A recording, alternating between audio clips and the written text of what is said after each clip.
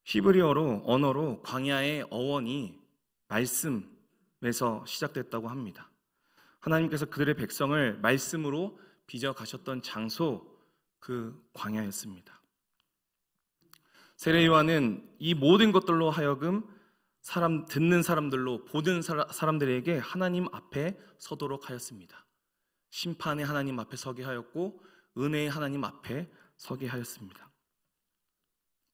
이 메시지를 들은 사람들은 그동안 눈이 어두워져서 보지 못하던 것을 정면으로 마주하게 됩니다. 바로 죄입니다. 하나님과 나 자신 그 사이를 막고 있는 그 죄를, 나의 죄를 정면으로 마주하게 합니다. 똑같은 메시지를 전해 듣는데, 그리고 그 안에 내포된 배경과 지식과 의미를 우리는 충분히 알면서도 왜 우리는 그들과 다르게 자복하지 못하고 회개하지 못할까요? 그것에 대한 답은 이렇습니다. 그들은 죽음을 마주하는 그런 삶을 살았습니다. 그들은요, 제사를 드렸거든요. 피의 제사를 드렸습니다. 이것은 조상 대대로 전통적으로 내려오는 의무, 그리고 예배, 주님 앞에 드려지는 빼놓을 수 없는 그런 행위였습니다. 내 죄를 대신하기 위해서 내가 사망과 죽음에 이르지 않도록 꼭 준비해야 될 것, 그것은 흠없는 제물. 그것을 잡아서 피를 꼭 흘려야만 나의 죄값을 치를 수 있음을 이들은 전통적으로 자자손손 대대로 기억하며 떠올리며 마치 피부와 같이, 마치 산수와 같이 그렇게 살아왔습니다. 하나님 앞에 제사를 드릴 때 여러분, 제물을 어떻게 바치는지 들어본 적 있으실 것입니다. 제물을 바치기 전에 그 제물의 짐승의 이마에 손을 얹고 나의 죄를 전가하노라, 꼭 이 말을 하고 나서 그 다음에 그 제물을 잡았다고 합니다. 제사를 드리는 것도 그렇지만 그 이전에 제물을 준비하는 과정을 한번 생각해 보신 적 있으십니까? 어렸을 적에 가축이나 또 반려동물, 또 혹은 자녀를 키워보신 분들도 있으시겠죠. 또 식물이나 곤충을 키워보신 적 있으십니까? 생명을 키워보신 적 있으신 분들은 너무나도 잘 아실 것입니다. 흠 없이 키운다는 것, 그것이 얼마나 힘들고 어려운 일입니까? 거의 불가능에 가까운 일입니다. 그런데 흠 없고 티 없는 그 제물을 드리기 위해서 그 짐승을 얼마나 애지중지 키우며 좋은 것을 먹이며 챙겨가며 그렇게 키워갔을까요? 그리고 그 제물을, 그 짐승을 키워가며 정도 들지 않았을까요? 나 대신에 죽어야 하는 이 안타까운, 이 측은한 이 생명, 그 생명을 그렇게 소중히 애지중지 키우다가 때가 되면 그 제물을 자기 손으로 그렇게 죽입니다. 피를 흘리게 하고 각을 뜹니다. 그리고 불로 태웁니다. 그때 어떤 감정일까요? 어떤 기분일지 상상이 가십니까?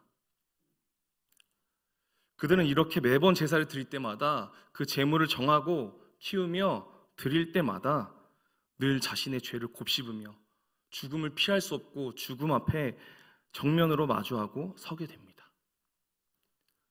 나의 죄를 매번 이렇게 씻어야 하며 또 매번 다짐하지만 또 죄를 짓고 또 이렇게 제물을 잡아 죽일 수밖에 없는 자신의 모습, 자신의 원죄를 매 순간 매일 그렇게 깨닫고 그렇게 붙들려 살아왔던 것이 바로 그들이었습니다.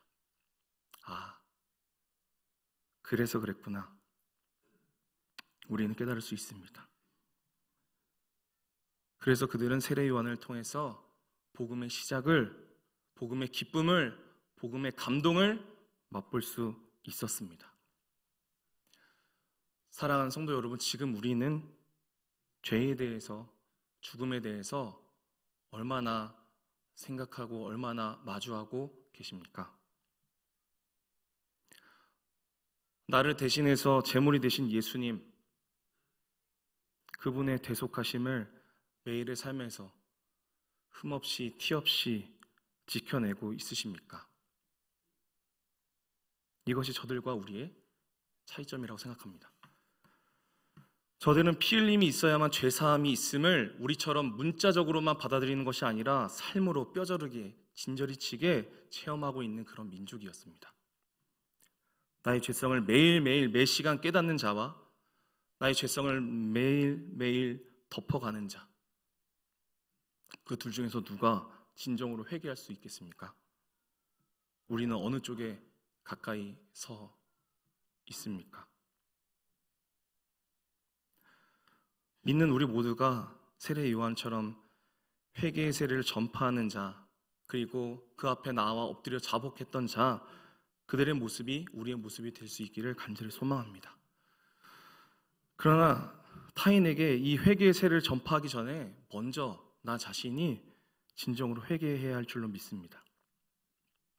복음이란 단어에 더 이상 심장이 뛰지 않는 것, 더 이상 십자가를 바라봐도 눈물이 나지 않고 예수라는 이름을 내 이름 앞에 세우지 못하는 나의 죄성을 인정하고 정면으로 마주하지 못한다면, 그저 머리로만 지식적으로만 믿는다고 착각하며 종교 행위로만 하고 있다면 과연 그 사람은 주님의 길을 곧게 할 자입니까? 굽게 할 자입니까? 더 이상 회개하지 않는 자는 이러한 회개의 세례를 전파할 수 없음을 꼭 기억하시기 바랍니다. 입술로는 전할 수 있습니다. 그러나 회개함이 없는 자의 외침에는 능력이 있을 리가 없습니다. 그런데 이러한 말에 혹시 반론을 제기할 분이 있으실지 모르겠습니다. 목사님, 한 번 회개하고 한 번의 죄사함으로 우리는 영원히 씻김 받은 자 아닙니까? 단번에 죽으심으로 영원한 죄사함 받은 것 아닙니까? 예, 그 말씀도 일리 있고 분명히 맞습니다. 하지만 여러분, 바울의 고백을 기억하십니까? 오라, 나는 공고한 사람이로다. 이 사망의 몸에서 누가 나를 건져내랴. 나는 죄인 중에 괴수라. 나는 날마다 죽노라. 이러한 죄인과 같은 고백을 하며 늘 낮은 자세로 있었던 사람이 바로 그 바울입니다. 사람들 앞에서 공개적으로 회개하며 자복하며 살아갔습니다. 이러한 모습이 진정한 믿는 자의 모습 아니겠습니까? 이러한 모습이 진정 주님 다시 오시기를 준비하며 굳게 하는 자의 삶의 모습이 아니겠습니까? 두 번째 키워드입니다. 바로 겸손입니다. 세례 요한을 보시면요, 7절 8절 말씀에 세례 요한의 겸손을 볼 수가 있습니다. 7절 8절 말씀 같이 읽어볼까요? 네. 그가 전파하여 이르되 나보다 능력 많으시니가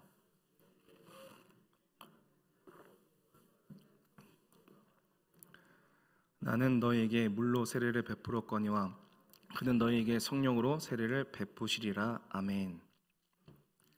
세례 요한은요, 늘 주님 앞에 서 있음을 이 말씀을 통하여 알 수가 있습니다. 눈앞에 계시지도 않는 예수님을 마치 앞에 계신 것처럼 나는 그분 앞에서 감히 신발끈 풀기도 감당하지 못할 그런 자입니다. 그러한 겸손한 모습으로 세례 요한은 주님의 오시기를 예비하고 있습니다. 사랑하는 성도 여러분, 주님 오시기를 준비하는 자는 바로 겸손한 자입니다. 주님 오시기를 곧게 하는 방법은 바로 겸손입니다. 겸손은 자기를 내세우지 않는 태도라고 합니다. 그러나 우리 믿는 자의 겸손은 주님 앞에 서는 태도라고 그렇게 말할 수 있습니다. 여러분, 우리는 주님 앞에 서 있습니까? 우리 교회를 다니고 있는 수많은 성도들, 그리스도인들이 주님 앞에 서 있는 것처럼 보이십니까? 세상의 수많은 크리스천들이 주님을 높여서 찬양합니다. 힘차게 찬양하고 정말 멋지게 찬양하고 정말 다양한 방법으로 찬양합니다. 하나님 높이는 것 너무너무 잘합니다. 그런데 문제는요, 주님을 높이는 것만큼 주님을 높여드린 그 딱 턱 밑까지 자기 자신을 높인다는 것이 문제입니다. 주님을 높여드리는 시간 외에 나머지 모든 시간은 자기 자신을 자랑하고 자기 자신을 높이는데 사용하지는 않습니까? 자기 자신을 자랑하는 것은 자신을 높이기 위함입니다. 그러나 주님의 오실 길을 예비하는 자는, 주님 앞에 서 있는 자는 오직 주님을 높일 수밖에 없고 주님 앞에 자신을 낮출 수밖에 없습니다. 흥미롭게도요, 이러한 자랑하고 비교하고 그렇게 교만한 모습은 우리 교회적으로도 말고 사회적으로도 이슈가 되고 있는 듯합니다. 이번 여름에 수많은 교회 성경학교들 주제 1위가 무엇인지 아십니까? 비교하지 않아요입니다. 또 어느 인기 가수는 부럽지가 않아라는 그런 음원을 발표하여서 이런 현상들을 풍자하기도 합니다. 여러분, 주님 앞에 서시기를 주님의 이름으로 축복합니다. 주님의 이름으로 권면드립니다. 여러분, 주님 앞에 선 자가 어떻게 자신의 소유를, 자신의 육체를, 자신의 지위를, 건강을, 인맥을 자랑할 수 있을까요? 정말로 구원받은 자라면, 정말로 예수님의 피로 구원받고 구속받은 자라면 그 입에서 나올 자랑은 오직 예수님밖에 있지 않겠습니까? 여러분, 자신을 낮추시기 바랍니다. 그리고 주님만 높이시기를 축복드립니다. 우리 주님은요, 자신을 비우시고 낮추시고 감추시는 분이십니다. 그런 분을 높이려면요, 그런 겸손의 주님을 높이려면 우리는 그보다 더 비우고 더 낮추고 더 감추어야 할 줄로 믿습니다. 오늘 우리에게 주신 말씀 너무나도 간략하고 간단하고 단순합니다. 주님 오실 길을 준비하는 자, 그 오실 길을 곧게 하는 자는 주님 앞에 서 있는 자, 주님 앞에서 회개하는 자, 주님 앞에서 자신을 낮추는 자입니다. 오늘 말씀은 우리에게 명확하게 알려주십니다. 세례 요한처럼 가죽 옷을 입고 주님 주시는 메뚜기와 석청을 먹으며 광야에 서서 주님 주신 말씀을 외치는 것, 회개하라, 천국이 가까이 왔노라, 나 자신에게 먼저 외치며 또 세상에게 당당히 담대히 외치는 삶인 줄로 믿으시기 바랍니다. 반주 부탁드립니다. 이제 같이 함께 기도하기를 원합니다. 오늘 주신 말씀을 가지고 함께 기도를 할 텐데요. 지난 여름이었습니다. 저에게는 딸이 있는데요. 그 지난 여름 24개월이었어요. 노래를 흥얼거리는 거예요. 어떤 노래를 흥얼거리냐면, 이르시되 때가 찼고 가까이 왔으니 회개하고 복음을 믿으라. 24개월이에요. 아직 말도 잘 못할 때예요. 그런데 여름 성경학교 주제곡이었대요. 너무 이쁘다, 너무 사랑스럽다, 그렇게 기쁘게만 생각했는데요. 여름이 지나고 가을이 되고 겨울이 되는데요, 잊을만 하면 이 노래를 불러요. 저 그런데요, 나중에 섬뜩하더라고요. 나중에 깨달았어요. 하나님께서 주신 메시지구나. 이 어린 아이를 통해서 우리한테 말씀해 주시는구나. 여러분, 때가 찼습니다. 정말 마지막 때 가까이 왔습니다. 여러분, 회개하십시오.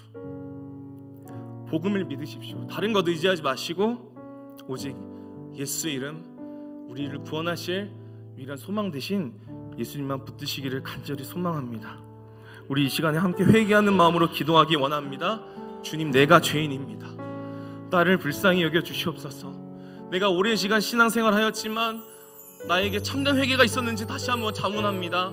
하나님, 나를 불쌍히 여겨 주시옵소서. 오늘 이 시간 나에게 회개의 영을 부으시고 내가 주님 앞에 서 있음을 깨닫게 하셔서 내가 주님 앞에 겸손함으로, 낮춤으로 아버지 앞에 엎드려 나아갈 수 있는 믿음의 사람 될 수 있게 하여 달라고 우리 함께 큰 소리로 주여 세 번 외쳐 부르시며 통성으로 기도하시겠습니다. 주여,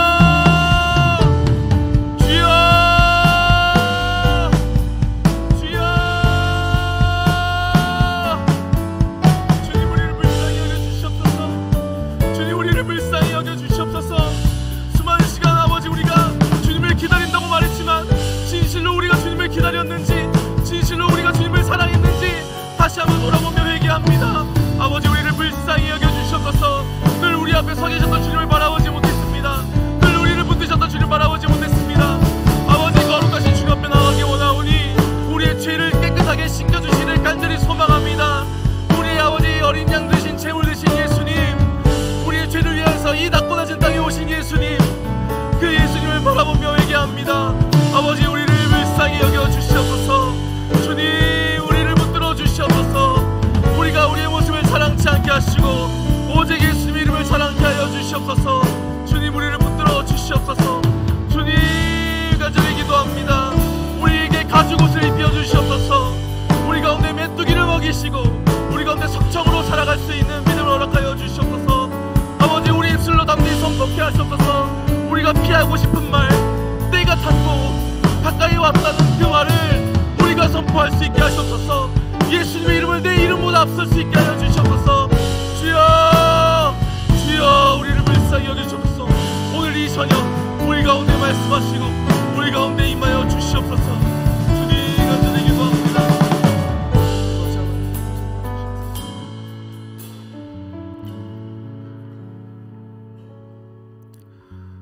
하나님의 아들 예수 그리스도의 복음의 시작이라.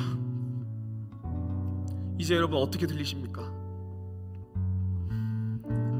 세상의 모든 사람들이 이와 같은 마음과 이와 같은 감정으로 이 복음의 소식을 받아들였으면 좋겠습니다.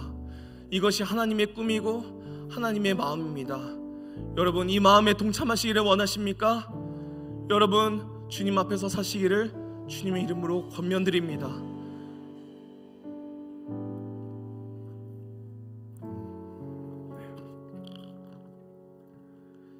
잠시 기도하겠습니다. 하나님 아버지, 감사합니다. 오늘 이 익숙한 말씀을 통하여 우리 가운데 말씀하여 주니 감사합니다. 이제야 깨닫습니다. 아버지, 내가 죄인입니다. 주님께서 우리를 의인이라고 부르셨지만 주님, 우리는 정말 죄인입니다. 그래서 더욱 의인이라고 말씀하시는 주님이 큰 은혜입니다. 주님, 우리 가운데 보내주신 그 귀한 이름 예수님이 우리의 제물 되셨음을 이 시간 다시 한번 감사드립니다. 주님, 그 이름을 우리가 소중히 여기지 못했으면 이 시간 회개합니다. 주님, 불쌍히 여겨 주시옵소서. 다시 한번 그 이름 붙들며 우리 가슴에 깊게 새기며 다시 오실 예수님을 진정으로 사모하며 기다립니다. 주의 거룩한 신부로 지혜롭고 슬기로운 처녀의 모습으로 끼어서 주님 앞에 서기를 원합니다. 주님, 우리 힘으로 할 수 없사오니 성령 하나님 아버지, 우리를 붙들어 주시옵소서. 그 길로, 그 고든 길로, 주님 오실 길로 인도하여 주시옵소서. 감사하며 우리 함께 하시는 예수님 이름으로 기도드립니다. 아멘.